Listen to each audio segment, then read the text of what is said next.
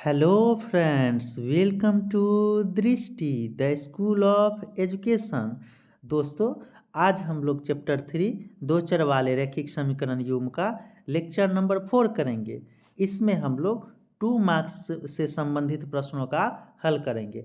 जैसा कि आप लोगों को पता होगा कि इस सीरीज में हम लोग प्रत्येक दिन चैप्टर वाइज महत्वपूर्ण प्रश्नों का हल करते हैं। यदि आपको इस लेक्चर का पीडीएफ चाहिए तो आप हमारे टेलीग्राम चैनल दृष्टि द स्कूल ऑफ एजुकेशन से जुड़ सकते हैं, जिसका लिंक आपको डिस्क्रिप्शन बॉक्स में मिल जाएगा। और आप इसी प्रकार के क्वालिटी कंटेंट को प्राप्त करने के लिए हमारे चैनल से जुड़े रहें। यदि आप इस चैनल को सब्सक्राइब नहीं किए हैं तो जल्द ही इसे सब्सक्राइब कर लें और बगल के बेल आइकन को क्लिक करके और ऑल का ऑप्शन सेलेक्ट कर लें। तो चलिए हम लोग देखते हैं आज का प्रश्न। बच्चों देखिए, जैसा कि आप देख रहे हैं आज का 11वां प्रश्न जो है, देखिए हम लोग 10 प्रश्न जो है कर चुके हैं पिछले वाले वीडियो में। यदि आपको पिछले वाला वीडियो अगर आप नहीं देखे हैं तो आप हमारे डिस्क्रिप्शन बॉक्स में जाके और लिंक पे क्लिक करके आप पीछे वाले सारे वीडियो को देख सकते हैं। तो इस सीरीज का 2 मार्क्स वाला ये 11वां प्रश्न है। 10 प्रश्न हम लोग पिछले वाले सेशन में कर चुके हैं, तो आप हमारे डिस्क्रिप्शन बॉक्स में जाके उसे देख सकते हैं। तो चलिए शुरू करते हैं आज का पहला प्रश्न, यानी सीरीज का 11वां प्रश्न। देखते हैं क्या कह रहा है। समीकरण युग्म 3x माइनस 5y बराबर 20 तथा x प्लस 2y बराबर 3 का हल प्रतिस्थापन विधि से करें। किस विधि से करें? प्रतिस्थापन विधि से करने के लिए कह रहा है। तो बहुत ही अच्छा प्रश्न है। आप देख रहे हैं कि ये जो प्रश्न है 2016 ए सेकेंड शिफ्ट में पूछे हुआ है। कहने का मतलब फर्स्ट ए सीरीज का जो क्वेश्चन था उसमें 2016 में सेकेंड शिफ्ट में ये प्रश्न आया था। जब भी आपको प्रतिस्थापन विधि से कहे सॉल्व करने के लिए, देखिए गौर से देखिएगा क्या करेंगे। दोनों समीकरण को हमने क्या किया, लिख दिया। माना कि 3x माइनस 5y बराबर 20 को समीकरण 1 मान लिए और x प्लस 2y बराबर 3 को समीकरण 2 मान लिए। अब क्या करेंगे, दोनों को समीकरण 1 2 मानने के बाद किसी एक समीकरण को ले लेंगे। जैसे कि हम यहाँ देखिए समीकरण 2 ले लिए, तो समीकरण 2 से क्या किए, x प्लस 2y बराबर 3, ये समीकरण 2 है। यहाँ से या तो x या y का मान निकाल लेंगे, तो हमने यहाँ से x का मान निकाला। x बराबर 3 माइनस 2y आ गया। इधर देखिए 2y प्लस में है तो ये राइट साइड में जाएगा तो माइनस 2y हो जाएगा। तो x का वैल्यू निकल गया 3 माइनस 2y। इसे हम लोग समीकरण 3 मान लेंगे। अब इस समीकरण 3 के मान को समीकरण 1 में रख देंगे। देखिए कहाँ से निकाले हैं, समीकरण 2 से निकाले हैं, तो हम इसको 1 में रखेंगे। यदि आप समीकरण 1 से निकालते तो इसे 2 में रखते। तो चलिए हम लोग समीकरण 2 से निकाले हैं समीकरण 3 को, तो इसको हम 1 में रख देंगे। यहाँ लिख दिए समीकरण 3 का मान समीकरण 1 में प्रतिस्थापित करने पर, तो समीकरण 3 का मान, तो समीकरण 3 में किस चीज़ का मान निकाले थे, x का। x बराबर 3 माइनस 2y। तो देखिए सबसे पहले लिख दिए, चूंकि 3x माइनस 5y बराबर 20, ये समीकरण 1 है। इसमें हमको x का मान रखना है, तो यहाँ देखिए x है, तो x का मान हम लोग रख देंगे। तो 3 इंटू एक्स का मान रख दिए कितना, x 3 माइनस 2y, अब माइनस में 5y है तो ये लिख दिया, बराबर में 20 है। अब इसको सॉल्व कर दीजिए। 3 तिया 9 हो गया, माइनस में 3 दूनी 6y हो गया, अब माइनस में 5y है, बराबर में 20। तो माइनस 6y और माइनस 5y मिलके माइनस 11y हो गया। और राइट साइड में देखिए 20 है, इधर प्लस 9 से राइट साइड में जाएगा तो माइनस 9 हो जाएगा। तो 20 में से 9 गया तो 11 हो गया। इधर गुना में माइनस 11 था, इसका साइड चेंज किए तो भाग में चला गया माइनस 11। 11 से 11 कैंसिल हो गया, 1 आ गया, और माइनस में था तो ये y का मान क्या निकल गया, माइनस 1 निकल गया। चलिए y का मान हमको माइनस 1 प्राप्त हो गया। जब किसी एक चर का मान प्राप्त हो जाए तो आप उसे समीकरण 1 2 या 3 किसी भी समीकरण में रख दीजिए। सबसे अच्छा रहेगा समीकरण 3 में रखिए, जल्दी आ जाएगा। तो चलिए हम क्या करते हैं, अब y के मान को समीकरण 3 में रख देते हैं। तो जैसा कि आप लोग को पता होगा, पीछे देखिए समीकरण 3 क्या था, समीकरण 3 था x बराबर 3 माइनस 2y। यहाँ देखिए समीकरण 3 क्या है, समीकरण 3 है x माइनस 2y बराबर x माइनस 2 बराबर 3 माइनस 2y। तो इसमें रख देंगे। तो देखिए समीकरण 3 यहाँ हम लिख दिए हैं, x बराबर 3 माइनस 2y, इसमें y का मान -1 पुट कर दिए। यहाँ देखिए 3 माइनस 2 और y के जगह पर -1 रख दिए, तो x बराबर 3 माइनस माइनस प्लस 2 हो गया, तो ये 3 2 5 निकल गया। अतः x बराबर 5 और y बराबर -1 इस समीकरण का हल हो गया। चलते हैं अगले प्रश्न की ओर। अगला 12 नंबर प्रश्न क्या कह रहा है? अगर 12 नंबर प्रश्न कह रहा है 2x प्लस 3y बराबर 11 और 2x माइनस 4y बराबर -24 का हल करें और m का मान ज्ञात करें जिसके लिए y बराबर mx प्लस 3 हो। बहुत ही अच्छा प्रश्न है, ये 2016 फर्स्ट शिफ्ट में पूछे हुआ है। तो चलिए देखते हैं। तो सबसे पहले तो इस दोनों समीकरण का हल कीजिए। यहाँ देखिए हम लोग वर्टिकली दोनों समीकरण को लिख दिए। इसको 2x प्लस 3y बराबर 11 को समीकरण 1 मान लिए, 2x माइनस 4y बराबर -24 को समीकरण 2 मान लिए, वर्टिकली लिख के और एक समीकरण को दूसरे में से घटा दिए। इसे हम लोग विलोपन विधि बोलते हैं। कौन सा विधि बोलते हैं? इसे हम लोग विलोपन विधि बोलते हैं। इसे विलोपन विधि बोलेंगे। चलिए, तो देखिए यहाँ x का गुणांक सेम है, लेकिन साइन भी बराबर था, तो चेंज कर दीजिए नीचे वाले का साइन, यानी 1 में से 2 को घटा रहे हैं हम। 2x यहाँ -2x कर दिए, ये माइनस में 4y है तो प्लस कर दिए, माइनस में 24 है तो प्लस कर दिए। 2x क्या हो गया? कैंसल हो गया। 3y प्लस में है और 4y भी प्लस में, दोनों जुट के 7y हो गया। इधर देखिए बराबर के राइट साइड में प्लस में 11 है, प्लस में 24 है, दोनों जुट के 35 हो गया। यहाँ y बराबर क्या हो जाएगा? 7 गुना में है तो 7 इधर 35 के बट्टा में आ गया, 7 5 35 कट गया, तो y का मान 5 निकल गया। जब y का मान 5 निकल गया, अब इसको समीकरण 1 में रख देते हैं। तो देखिए यहाँ लिख दिया y का मान समीकरण 1 में रखने पर। भाषा पर ध्यान दीजिए और भाषा अच्छा से लिखिएगा तो नंबर अच्छा मिलने का चांस रहेगा। तो यहाँ देखिए क्या करेंगे, 2x प्लस 3y बराबर 11 समीकरण 1 है, तो यहाँ से 2x प्लस 3 और y का मान यहाँ देखिए क्या हो गया? 5 रख दिए ऊपर जो निकाले हुए थे, तो 3 पचे 15 बराबर में 11। और जब भी समीकरण को सॉल्व करें तो देखिए पीछे या का चिन्ह लगाते चलिए, या का चिन्ह और का साइन लगाते थे। चलते हैं नेक्स्ट पेज की ओर। 2x प्लस 15 बराबर 11 आया, तो क्या हो गया? 15 राइट साइड लेफ्ट साइड में था, इसको राइट साइड में ले गए तो -15 हो गया। तो x बराबर हो जाएगा 11 में से 15 गया तो -4, और गुना में 2 था तो इधर भाग में 2 चला गया, 2 दूनी 4 कट गया, x का मान क्या निकल गया? -2। तो y का मान हम क्या निकाले थे? 5, और x का मान क्या निकला? -2। अब क्वेश्चन में कह रहा था कि हमको x और y का ऐसा मान निकालिए जो y बराबर m का ऐसा मान निकालिए जो y बराबर mx प्लस 3 को संतुष्ट करता हो। तो इसमें y और x दोनों का मान पुट कर दीजिए। जो देखिए हमारे पास समीकरण है y बराबर mx प्लस 3, y का मान 5 लिख दिए बराबर m के जगह पर m रह गया, x का मान -2 हो गया प्लस में 3। सॉल्व कीजिए, 5 बराबर -2m प्लस 3, तो -2m बराबर क्या हो गया? -2m बराबर 5, और ये प्लस 3 है, इधर -3 हो गया, तो 5 में से 3 गया तो 2, और गुना वाला 2 कहाँ चला गया? बट्टा में चला गया, 2 से कट गया, 2 एकम 2, तो -1 आ गया। तो m का मान क्या निकल गया? -1 निकल गया। ध्यान रखिएगा, तो m का मान -1 है। चलते हैं अगले प्रश्न की ओर। अगला प्रश्न है क्वेश्चन नंबर 13। क्वेश्चन नंबर 13 कह रहा है 2 धनात्मक संख्याओं का अंतर 3 है और उनका गुणनफल 504 है, तो वह संख्या ज्ञात कीजिए। देखिए ये प्रश्न 2023 सेकेंड शिफ्ट में पूछे हुआ है। बहुत ही अच्छा प्रश्न है। 2 धनात्मक संख्याओं का अंतर, जब भी ऐसा प्रश्न आए तो पहले उसको क्या कीजिए? मान लीजिए कुछ। माना कि 2 धनात्मक संख्या है तो एक संख्या को हम x मान लिए और दूसरी संख्या को y मान लिए। फिर जो प्रश्न में कह रहा है उसके अनुसार समीकरण तैयार कीजिए। तो कह रहा है 2 धनात्मक संख्याओं का अंतर 3 है, तो हम देखिए पहली संख्या x था दूसरी y था, तो x माइनस वाई बराबर 3 लिख दिए, दोनों का अंतर 3 के बराबर हो गया। चलते हैं नेक्स्ट पेज की ओर। नेक्स्ट पेज में फिर देखिए दोबारा क्वेश्चन में क्या कह रहा था, दोनों कह रहा था उससे अगले लाइन में कि 2 संख्याओं का गुणनफल और उनके गुणनफल जो है 504 दिया हुआ है।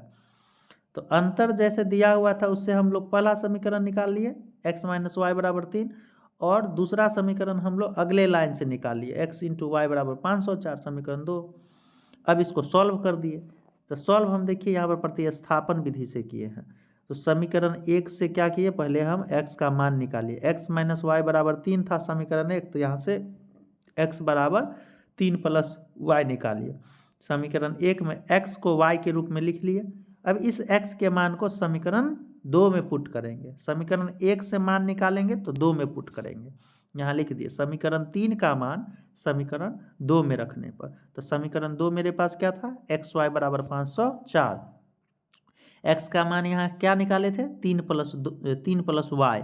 तो यहाँ x के जगह पर हम 3 प्लस वाई लिख दिए, इनटू में y है तो यहाँ y लिख दिए, बराबर में 504। y से मल्टीप्लाई कर दीजिए, y से मल्टीप्लाई करेंगे तो 3y प्लस में वाई स्क्वायर बराबर 504 हो गया। तो यहाँ से वाई स्क्वायर क्या हो जाएगा, वाई स्क्वायर प्लस 3y, 504 इधर प्लस में है तो इधर लेफ्ट साइड में आके माइनस हो जाएगा। तो ये हमारा एक द्विघात समीकरण प्राप्त हो गया। तो इसका मध्य पद तोड़िए और सॉल्व कर दीजिए। 3y को हमने क्या कर दिया, 24y माइनस 21y लिख दिया, ताकि 24 में से 21 जाएगा तो 3y भी हो जाएगा और दोनों का गुणनफल मेरा माइनस 504y स्क्वायर भी आ जाएगा। आप लोग को गुणनखंड पता होगा। इसी प्रकार से हम लोग मध्य पद तोड़कर इस द्विघात समीकरण का मूल ज्ञात करते हैं। फिर इस दोनों टर्म में से y कॉमन ले लिए तो y प्लस 24 हो गया। इस दोनों टर्म में से माइनस 21 कॉमन लिए तो y प्लस 24 हो गया। तो देखिए दोनों ब्रैकेट वाला मान क्या आ गया, समान आ गया। जब भी मध्य पद तोड़े तो ये दोनों ब्रैकेट वाला मान एक जैसा आना चाहिए। दोनों में से फिर y प्लस 24 कॉमन ले लिए, y प्लस 24 इसमें से कॉमन लिए तो यहाँ y बचा, यहाँ से y प्लस 24 कॉमन लिए तो यहाँ माइनस 21 बचा। ठीक है, अब एक बार y प्लस 24 के बराबर में 0 कर दिए, एक बार y माइनस 21 के बराबर में 0 कर दिए, तो y बराबर माइनस 24 निकला और y बराबर 21 निकला। जैसा कि आप लोग देख रहे हैं प्रश्न में कह रहा था दो धनात्मक संख्याओं का अंतर, यानी ये y हो या x हो, दोनों क्या होगा, धनात्मक होगा, ऋणात्मक नहीं हो सकता है। इसीलिए y बराबर माइनस 24 तो संभव है नहीं, क्योंकि ये ऋणात्मक है, हमको लेना धनात्मक है। तो y का मान क्या हो जाएगा, 21 हो जाएगा। जब y का मान पता हो तो किसी भी समीकरण में रख दीजिए 1 2 3, इसी में x का मान निकल जाएगा। तो हम अगले स्टेप में चलते हैं। अब क्या किए, y का मान समीकरण 3 में रख दिए। तो चूंकि x बराबर 3 प्लस वाई, ये समीकरण 3 था, इसमें y का मान 21 रख दिए। x बराबर 3 प्लस वाई के जगह पर, यहाँ देखिए y के जगह पर क्या रख दिए, 21 रख दिए। तो 21 3 जुट के कितना हो गया, 24। तो x का मान क्या निकल गया, 24 निकल गया। तो x माने थे किसको, पहली धनात्मक संख्या को। तो हमारा पहली धनात्मक संख्या नीचे लिख देंगे, अतः पहली धनात्मक संख्या बराबर 24 और दूसरी धनात्मक संख्या बराबर 21 हो गया, ज्ञात हो गया दोनों धनात्मक संख्या। चलते हैं नेक्स्ट प्रश्न की ओर। देखिए क्वेश्चन नंबर 14। क्वेश्चन नंबर 14 क्या कर रहा है, समीकरण युग्म √2x प्लस √3y बराबर 0 और √3x माइनस √8y बराबर 0 को प्रतिस्थापन या विलोपन विधि से हल करें। या तो आप प्रतिस्थापन से कीजिए या विलोपन विधि, दोनों में से किसी विधि से हल कर दीजिए। और ये प्रश्न आपका 2024 में, यानी अभी विगत वर्ष में जस्ट जो एग्जाम गया है 2024, उसमें फर्स्ट शिफ्ट में पूछा हुआ प्रश्न है। चलिए, तो हमको कह रहा है प्रतिस्थापन या विलोपन विधि से हल कीजिए। हम क्या कर दिए, इसको प्रतिस्थापन विधि से हल कर दिए। कोई एक विधि से कर दीजिए। तो क्या करेंगे, प्रतिस्थापन विधि कहता है किसी एक समीकरण को पहले या तो x या y के रूप में लिख लीजिए। हम यहाँ समीकरण 1 ले लिए, समीकरण 1 से लिए, पहले दोनों समीकरण को 1 2 क्या कर दिए, मान लिए, और उसके बाद हम कोई एक समीकरण ले लिए। तो यहाँ समीकरण 2 ले लिए। समीकरण 2 से हमको पता है कि चूंकि समीकरण 2 है √3x माइनस √8y बराबर 0, तो √3x बराबर √8y हो गया, तो x बराबर √8/√3y हो गया। किसी एक समीकरण को x या y के रूप में लिख लीजिए। तो यहाँ हम y के रूप में इसको बदल दिए, x बराबर √8/√3y आ गया, तो x का मान निकल गया। अब जब ये समीकरण 2 से निकाले तो इसको समीकरण 1 में पुट कर देना है। चलते हैं नेक्स्ट स्लाइड की ओर। हम क्या किए, देखिए समीकरण 3 का जो मान निकाले हैं उसको समीकरण 1 में रख दिए। तो समीकरण 1 है क्या, तो पहले लिख लेंगे कि चूंकि √2x प्लस √3y बराबर 0 समीकरण 1 है, इसमें हमको x का मान पुट करना है। तो √2 इंटू x बराबर अभी पीछे निकाले समीकरण 3 में √8/√3y, तो वो यहाँ पर x की जगह पर पुट कर दिए, √8/√3। अब प्लस में √3y था तो √3y बराबर में 0। देखिए पीछे जो भी या का चिन्ह हम लगाते हैं ये सब लगाते चलिएगा, ये सब नहीं छोड़ना है। फिर देखिए गुना होगा √2 का √8 से, तो रूट कितना हो जाएगा, √16 हो जाएगा। उसके बाद √16 हो गया, y हो गया बट्टा में √3। अब प्लस में √3y था यहाँ, अब बट्टा में नहीं कुछ है तो हम 1 डाल दिए, इसको भिन्न का घटाव कर दिए, √3 1 कैल्शियम √3, √3 से √3 में यहाँ पर भाग दिए 1 आया, 1 को √16 से गुना किए √16, √16 का वर्गमूल 4 निकल गया तो 4y हो गया, प्लस है तो प्लस, 1 से √3 में भाग दिए तो √3 आया, √3 को √3 से गुना किए तो 3y हो गया बराबर 0। तो 4y और 3y मिलके 7y हो गया। अब बराबर में 0, भाग में √3 है, इधर गुना में बराबर के दूसरे साइड ले गए तो 0 से गुना होके 0 बन गया। अब गुना में 7 था वो y बराबर क्या हो गया 0/7, तो y का मान 0 निकल गया।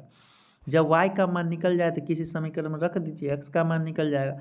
अब y बराबर 0 को समीकरण 3 में रख देते हैं, तो समीकरण 3 में रख दिए। देखिए आप 1 2 3 कहीं भी रख सकते हैं, लेकिन 3 जो है वो क्या किया हुआ है, y के रूप में लिखा हुआ है, तो जल्दी उसमें मान रखने पर आ जाएगा। इसीलिए कोशिश कीजिए हमेशा प्रतिस्थापन विधि में समीकरण 3 में ही मान को पुट कीजिए। तो देखिए x बराबर √8/√3 और गुना में y है तो y की जगह पर हम 0 पुट कर दिए, जो भी निकाले थे। 0 से ये मान किसी भी मान से गुना होगा तो 0 बना देगा, तो x का मान क्या निकल गया, 0 निकल गया। अतः x बराबर 0 और y बराबर 0 इस समीकरण का हल हो गया। ठीक है, चलते हैं अगले प्रश्न की ओर। दोस्तों यदि आपको ये प्रश्न श्रृंखला महत्वपूर्ण प्रतीत हो रही है तो आप इसे ज़्यादा से ज़्यादा दोस्तों तक शेयर करें। जितने भी ग्रुप में आप जुड़े हुए हैं प्रत्येक ग्रुप में आप इसे शेयर कर दें। यदि आप इस चैनल को सब्सक्राइब नहीं किए हैं तो अभी सब्सक्राइब कर लें और ज़्यादा से ज़्यादा लोगों को प्रोत्साहित करें। जल्दी ही इस कम्युनिटी को बड़ा करें, इस चैनल को बड़ा करें, तब आपको लाइव क्लास भी उपलब्ध हो जाएगा विथ थ्योरी और ये सेशन दोनों आपको साथ साथ उपलब्ध होगा। चलिए अब हम देखते हैं इस क्वेश्चन को। क्वेश्चन नंबर 15 कह रहा है समीकरण निकाय s - t = 3 और s/3 + t/2 = 6 को प्रतिस्थापन विधि से हल करें। प्रतिस्थापन विधि से हल करने के लिए कह रहा है। फिर हम चलते हैं क्या करेंगे, दोनों समीकरण को मान लिए, माना कि s - t = 3 जो है उसको एक समीकरण मान लिए, और दूसरा देखिए s/3 है प्लस t/2 = 6 है। इसको हम क्या कर दिए, पहले हम फ्रैक्शन में है तो इसको हम थोड़ा सॉल्व कर दिए, 2 लाइन। 3 2 कैल्शियम ले लिए 6 हो गया, 3 दूना 6 तो 2s हो गया, प्लस 2 तिया 6 तो 3t हो गया, बराबर में 6 है। इनका जोड़ कर दिए तो 2s + 3t बराबर 6 भाग से इधर गुना में जाएगा तो 6 6 36 हो जाएगा, तो 2s + 3t = 36 हो गया। इसको समीकरण 2 मान लिए। समीकरण को क्या कर दिए, सरल बना दिए। जो फ्रैक्शन में था, जो भिन्न में था, उसको हम लोग सरल बना दिए। तो अब हमको 2 समीकरण मिल गया। दोनों समीकरण में से किसी एक समीकरण से क्या कर दीजिए, मान निकाल दीजिए। हम यहाँ समीकरण 1 ले लिए। समीकरण 1 हम लोग को पता है कि s - t बराबर 3 था, s - t बराबर 3 था तो s बराबर 3 + t निकल गया। इसको समीकरण 3 मान ली। इस मान को अब 1 से निकाले तो 2 में रख देंगे। समीकरण 3 का मान जो है समीकरण 2 में रखने पर, तो यहाँ देखिए 2s + 3t = 36 ये समीकरण 2 था, इसमें हम लोग को s बराबर इतना पुट करना है। तो 2 और s के स्थान पर हम 3 + t रख दिए, 3 + t, अब प्लस में 3t भी था भी ऊपर में तो ये भी लिख दिए, बराबर में 36। 2 तिया 6 हो गया और 2 को t से मल्टीप्लाई करेंगे तो 2t हो जाएगा, प्लस में 3t है बराबर में 36। 6 + 2t और 3t दोनों ऐड होके 5t हो गया बराबर 36। अब चर को एक साइड रखिए और अचर वाले को दूसरे साइड लेके चलिए, +6 है उधर जाके -6 हो जाएगा, तो 36 में से 6 घटेगा तो इधर आके 30 हो जाएगा। और इस 5 से ये 30 को काट दिए तो 5 छक 30 कट गया, तो t का मान क्या निकल गया, 6 निकल गया। चलिए अब जब t का और s का मान निकल गया तो आपको पता होगा t का मान हम समीकरण 3 में रख दिए। तो s बराबर 3 + t, ये मेरा समीकरण 3 था, इसमें हम t का मान 6 रख दिए तो 6 3 9 आ गया। तो s का मान 9 निकल गया, तो s का मान 9 निकल गया तो क्या हो गया, अतः s बराबर 9 और t बराबर 6 इस समीकरण का हल निकल गया। तो इसे कहते हैं प्रतिस्थापन विधि, और पीछे हम लोग विलोपन विधि भी देखे थे। चलते हैं नेक्स्ट प्रश्न की ओर। देखिए अगला प्रश्न क्या कर रहा है, प्रश्न संख्या 16, m के किस मान के लिए समीकरण युग्म 3x plus Y equal to 1 एवं 2m minus 1 into x plus m minus 1 into y equal to 2m plus 1 का कोई हल नहीं है। देखिए ये एक समीकरण और ये दूसरा समीकरण दे दिया और कहा कि m का कौन ऐसा मान इसमें रखे कि उस समीकरण का कोई भी हल नहीं होना चाहिए। चलिए, जब भी ऐसा प्रश्न आए तो आप क्या कीजिए, अनुपातों की तुलना। इसको हम लोग समीकरण 1 मान लिए और इसको हम लोग समीकरण 2 मान लिए।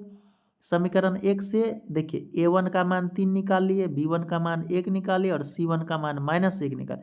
जब इसको लेफ्ट साइड लाइएगा, दो चर वाले रैखिक समीकरण के व्यापक रूप में लिखिएगा तो ये +1 -1 हो जाएगा।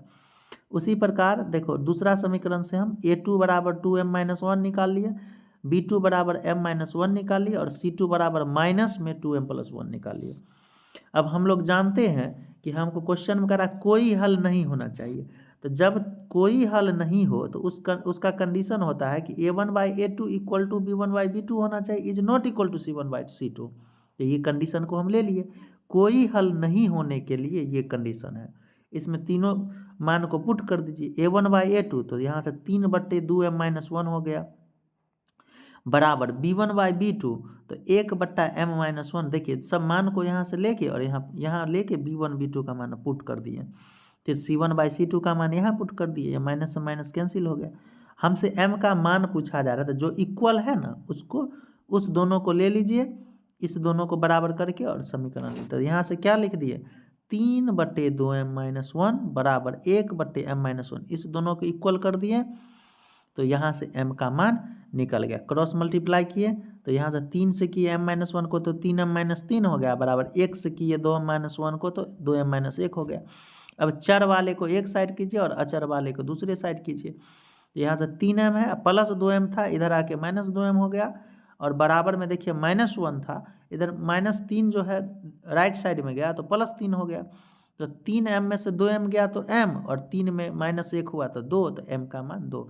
इसका मतलब हुआ जो यदि m का मान इसमें 2 रखेंगे तो इस समीकरण का कोई हल नहीं होगा। एक बात और बताते हैं, कोई हल नहीं होगा तब उस समय में उस समीकरण का ग्राफ कैसा होगा, याद रखिएगा। कोई हल जब नहीं होता है उस समय समीकरण का ग्राफ समांतर होता है। समांतर रेखाओं के युग्म का हल एक भी नहीं होता है। चलते हैं नेक्स्ट प्रश्न की ओर।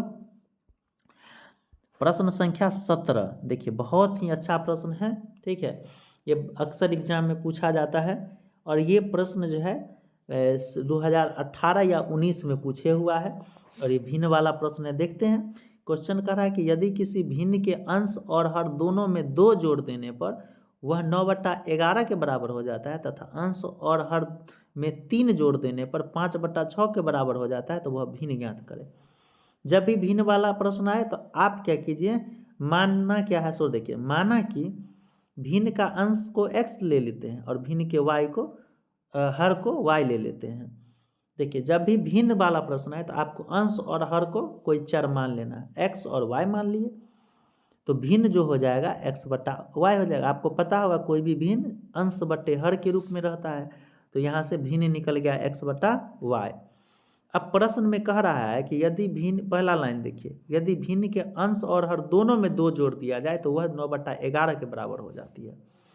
तो देखिए भिन्न तो मेरे पास था x/y, x में भी 2 जोड़ दिए तो x + 2 हो गया और y में भी 2 जोड़ दिए तो y + 2 हो गया, तो x + 2 by y + 2 equal to यह 9/11 के बराबर कर दिए। क्रॉस मल्टीप्लाई कर दिए, यहाँ पर क्रॉस मल्टीप्लाई जब 11 से x + 2 को किए तो 11x + 22 हो गया इक्वल टू में 9 से y + 2 को किए तो 9y + 18 हो गया। अब जब इसको क्या करेंगे, x और y को एक साइड कर लिए, 11x - 9y बराबर में 18 + 22 इधर आके -22 हो गया, तो 18 में से 22 जाएगा तो -4। इस समीकरण को हम समीकरण 1 मान लिए। अब दूसरा लाइन से हम समीकरण 2 निकाल लेंगे। फिर पुनः प्रश्न से क्या कर रहा है कि यदि दोनों समीकरण मतलब यदि अंश और हर में 3 जोड़ दे तो वह 5/6 के बराबर हो जाती है। तो चलिए हम क्या करते हैं, अंश और हर दोनों में 3 जोड़ के दिखाते हैं कैसे होता है। तो देखिए चलते हैं नेक्स्ट स्लाइड की ओर।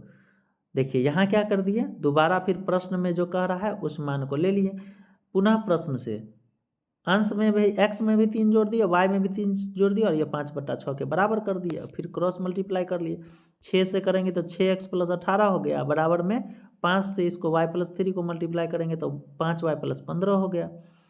तो 6x इधर आके -5y हो गया, बराबर में 15 + 18 इधर आके -18 हो गया। 6x - 5y बराबर -3 निकल गया। समीकरण इसको 2 मान लिए। अब जब हमारे पास 2 समीकरण उपलब्ध हो तो हम दोनों को हल कर देंगे।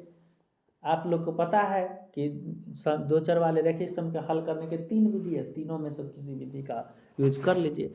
हम यहाँ देखिए विलोपन विधि का यूज किए हैं। तो समीकरण 1 और 2 को ले लिए, लिख लिए। अब विलोपन विधि में हल करने के लिए या तो x का गुणांक सेम होना चाहिए, y का गुणांक सेम होना चाहिए, दोनों में से किसी का नहीं है।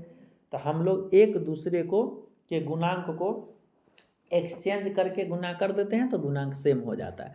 तो देखिए यहाँ x के गुणांक समीकरण 2 में 6 है तो 1 से गुना कर दिए, और समीकरण 1 में x का गुणांक 11 तो इसको समीकरण 2 से गुना कर दिए। तो पूरे समीकरण को 6 से 1 को और 2 को 11 से गुना कर देंगे। तो 11 × 6 = 66x, 6 × 9 = 54 हो गया, -54y बराबर में -4 को 6 से किया तो -24 हो गया। फिर दूसरा समीकरण में 11 से किए तो 11 × 6 = 66, माइनस में 11 × 5 = 55y और माइनस में 11 × 3 = 33 हो गया। अब क्या कर दिए, अब देखिए x का गुणांक सेम हो गया, लेकिन पॉजिटिव साइन दोनों था तो हम साइन को चेंज कर दिए, यानी समीकरण 1 में से 2 को घटा रहे हैं।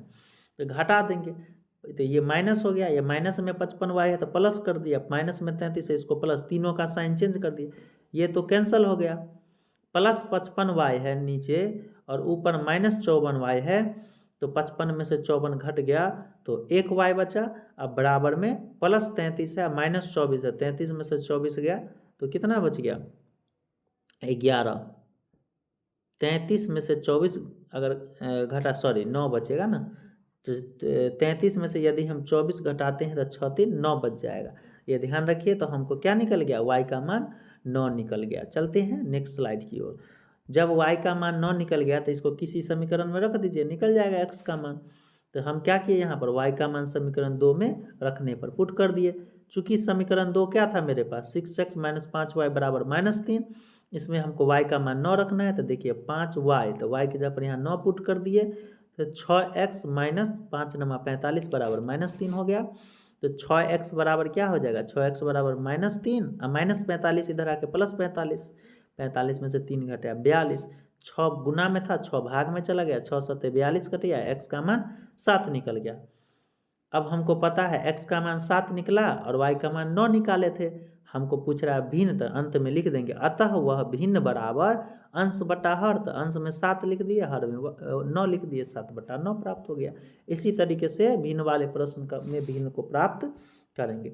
चलते हैं नेक्स्ट प्रश्न की ओर। नेक्स्ट प्रश्न संख्या 18 क्या कह रहा है, समीकरण निकाय 3x - 2y बराबर 12 और 4x - 5y बराबर 16 को वज्र गुणन विधि से हल कीजिए। जैसा कि आपको पता होगा, रैखिक दो चर वाला रैखिक समीकरण को हल करने के 3 बीजगणितीय विधि, प्रतिस्थापन, विलोपन और वज्र गुणन। तो देखिए पीछे हम लोग प्रतिस्थापन का भी यूज किए और विलोपन का भी यूज किए, बचा हुआ था वज्र गुणन। तो इस प्रश्न में हम लोग करेंगे इसको वज्र गुणन विधि से हल। तो इसको देखिए समीकरण 1 मान लिए और इसको समीकरण 2 मान लिए, दोनों को 1 और 2 में चेंज कर दिए। अब क्या किए, दोनों में से पहले गुणांक को निकाले, वज्र गुणन विधि में हम लोग गुणांकों की सहायता से x और y का मान निकालते हैं। तो यहाँ देखिए समीकरण 1 से a1 निकल गया 3, b1 निकल गया -2 और c1 निकल गया -। देखिए इसको जब व्यापक रूप में लिखिएगा तो इधर आके -12 हो जाएगा, तो c1 का मान -12। उसी तरह समीकरण 2 से a2 b2 c2 निकालिए। जब आप क्या कीजिए, वज्र गुणन विधि का यूज कीजिए तो क्या कीजिएगा, तो आपको गुणांकों को जो है इस क्रम में सजा लेना है। एक बार क्या कीजिए, b1 ऐसे करके b1 b2 से शुरू कीजिए और b1 b2 तक सजा लीजिए। यहाँ लिख दिए हम b1 b2 का मान लिख लीजिए -2 5, फिर c1 c2 का मान यहाँ लिख लीजिए -12 -16, फिर a1 a2 का मान लिख लीजिए 3 4 और फिर b1 b2 का दोबारा मान लिख लीजिए -2 5। और इसमें देखिए 3 आपको क्या बन गया, यहाँ पे बीच में 3 भाग बन गया, 4 लाइन लिखे तो 3 भाग में, तो एक भाग में x लिख दीजिए, दूसरे में y लिख दीजिए, इसमें 1 लिख दीजिए। एक बार x वाले भाग को एक वाले के बराबर कर दीजिए, एक बार y वाले को एक वाले के बराबर कर दीजिए, और यहाँ से आप हल कर सकते हैं x और y का मान। तो चलते हैं नेक्स्ट स्लाइड की ओर और निकालते हैं मान। देखिए क्या करना है, वज्र गुणन विधि क्या कहता है कि x को लिख के और y में क्या कीजिए, क्रॉस मल्टीप्लाई करके घटाइए। यहाँ क्या लिखेंगे, x बाय, क्रॉस मल्टीप्लाई करेंगे, इसको इससे मल्टीप्लाई करेंगे और माइनस इसको इससे मल्टीप्लाई करेंगे। तो देखिए हम किए हैं, आगे अगले स्टेप में यहाँ क्या लिख दिए, x बाय, और यहाँ -2 और -16 को मल्टीप्लाई कर दीजिए, माइनस, फिर -5 और -12 को मल्टीप्लाई कर दीजिए, इक्वल टू में हमको 1 वाला लेना है। 1 बाय 3 को देखो, 1 वाला हम पीछे वाले स्लाइड में दिखाते हैं आपको।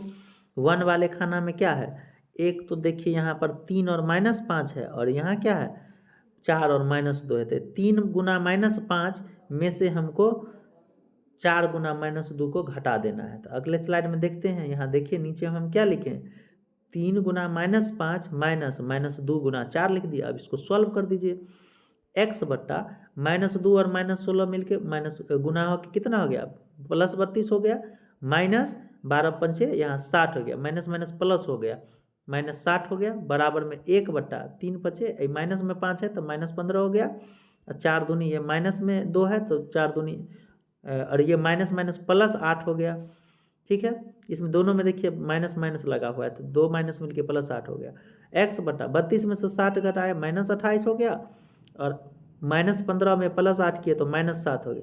माइनस से माइनस देखिए यहाँ कैंसिल हो गया, और इस 7 से 7 चौक 28 कैंसिल हो गया, तो क्रॉस मल्टीप्लाई कर देंगे तो x इक्वल टू 4 निकल जाएगा। तो x का मान यहाँ क्या निकल गया, 4 निकल गया। जब x का मान 4 निकल गया, अब दोबारा फिर वही काम y के लिए भी करेंगे।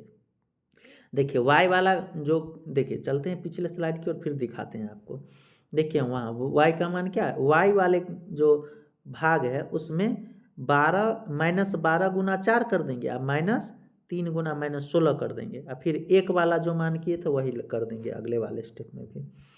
यहाँ क्या हो गया, y बट्टा -12 गुना 4 कर दिया, माइनस में -16 गुना 3, और फिर अचर में जो एक था उसके बराबर करते, 1 बट्टा जो था यहाँ x वाले में 3 गुना -5 और -2 गुना 4, तो उसी को हम लिख दिए फिर से।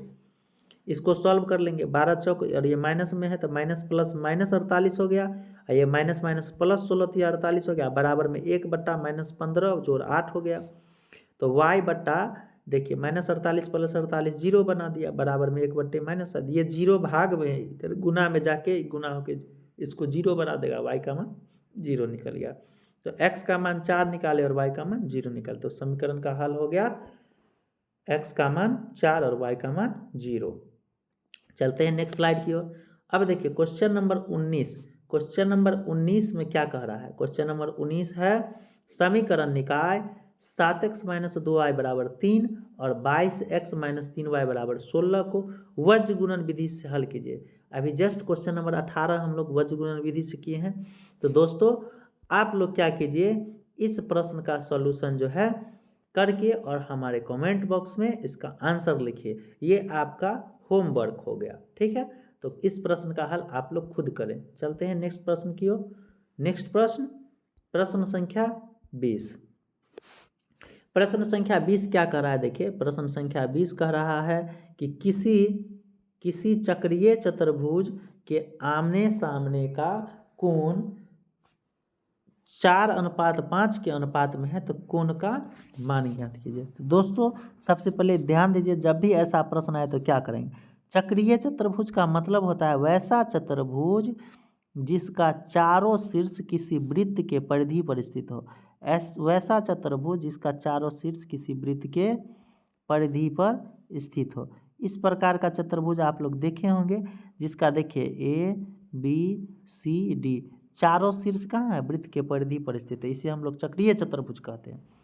और चक्रीय चतुर्भुज के सम्मुख कोणों का अनुपात दिया हुआ है 4:5, यानी A और C का अनुपात कह लीजिए, या आप B और D का अनुपात, किसी एक मतलब कोणों का युग्म ले लीजिए।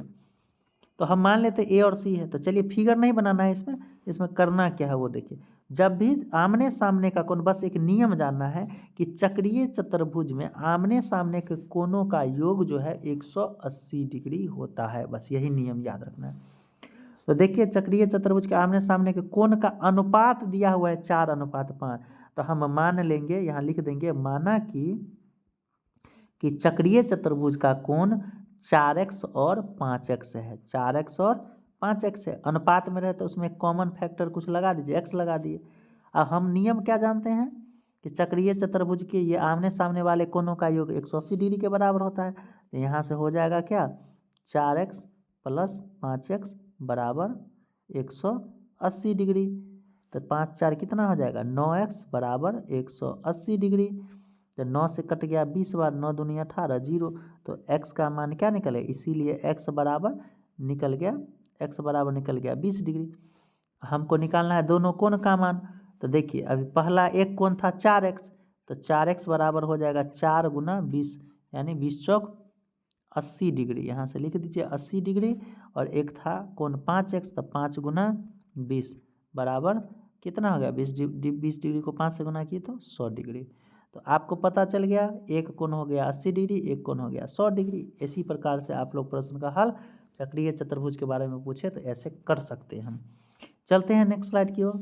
तो दोस्तों आज के लिए बस इतना ही प्रश्न। आपको ये सेशन कैसा लगा आप हमें कमेंट बॉक्स में ज़रूर इसका फीडबैक दीजिए। यदि आपको इसका PDF चाहिए तो आप इस क्लास के PDF के लिए हमारे टेलीग्राम चैनल दृष्टि द स्कूल ऑफ एजुकेशन से जुड़ सकते हैं। और इस सभी का लिंक आपको डिस्क्रिप्शन बॉक्स में मिल जाएगा। लिंक पे क्लिक करें और जाके ग्रुप को ज्वाइन करें ताकि आपको PDF भी उपलब्ध हो जाए। आप हमारे व्हाट्सएप चैनल से भी जुड़ सकते हैं, दृष्टि द स्कूल ऑफ एजुकेशन। इस सभी हैंडल का आपको डिस्क्रिप्शन बॉक्स में जाइएगा तो इस सभी हैंडल का जो है लिंक मिल जाएगा आपको। आप हमारे यूट्यूब चैनल से यदि इस वीडियो को देख रहे हैं तो आप इसे अगर सब्सक्राइब नहीं किए तो सब्सक्राइब कर लें और बेल आइकन पर क्लिक करके ऑल का ऑप्शन सेलेक्ट कर लें।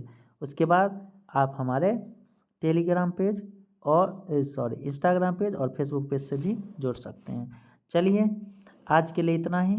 आप सभी का धन्यवाद अपना महत्वपूर्ण समय देने के लिए और अंत तक बने रहने के लिए बहुत बहुत धन्यवाद। आपका दिन शुभ हो। इसी प्रकार प्रत्येक दिन आइए, मन लगा के पढ़िए और प्रत्येक पूरे बुक का चैप्टर वाइज सॉल्यूशन यहाँ से प्राप्त कीजिए और सीखिए कि कैसे बनता है। एग्ज़ाम में अच्छे से लिखिए। हम आशा करते हैं कि आपका एग्ज़ाम तक तैयारी अच्छा हो जाएगा और आप अच्छे से एग्ज़ाम दें और अच्छा नंबर प्राप्त करें। चलिए आपका दिन शुभ हो। मिलते हैं नेक्स्ट वीडियो में।